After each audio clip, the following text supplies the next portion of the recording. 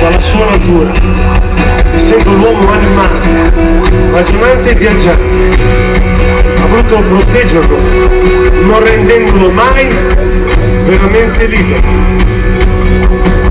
Ecco perché l'uomo ha viaggiato in molteplici vite, conquistando spazi diversi, sia nella mente che nella terra, cercando col fiuto animale l'unica parola capace di appagare tale conquista, la libertà.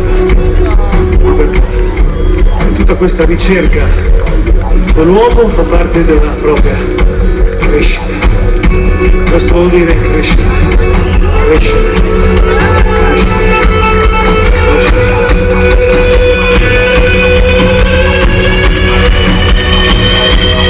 Signor capitano, non mi perioda, non ho fatto mai male a nessuno.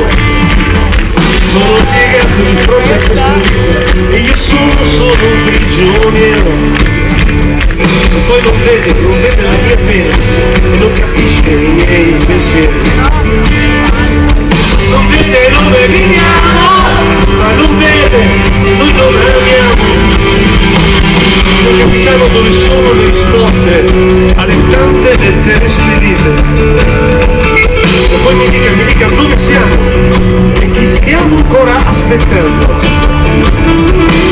Non vede come viviamo, ma non vede che cosa facciamo. E siete, non viene! Liberatemi dalla noia e dalla confusione. Liberatemi le mie mani che devono apparire.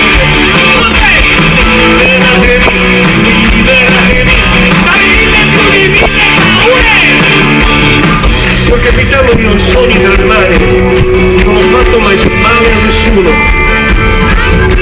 Domande facili, difficili risposte, quanto falso, quanta indifferenza.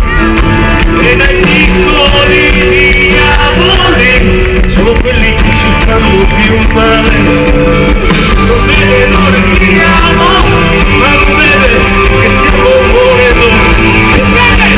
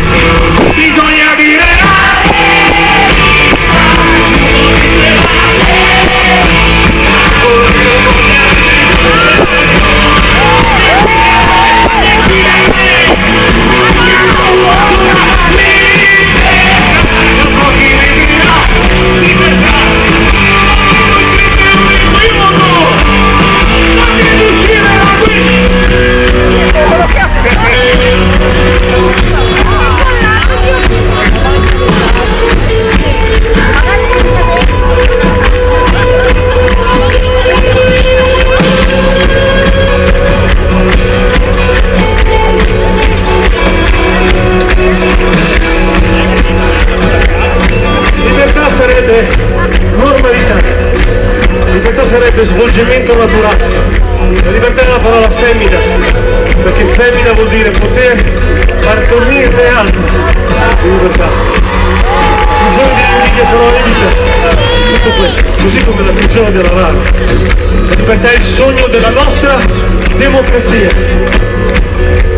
La libertà è la fatica che hanno fatto gli uomini con la loro vita non tanti anni fa per poterci rendere abbastanza liberi. Questo vuole dire crescere, questo vuole dire crescere.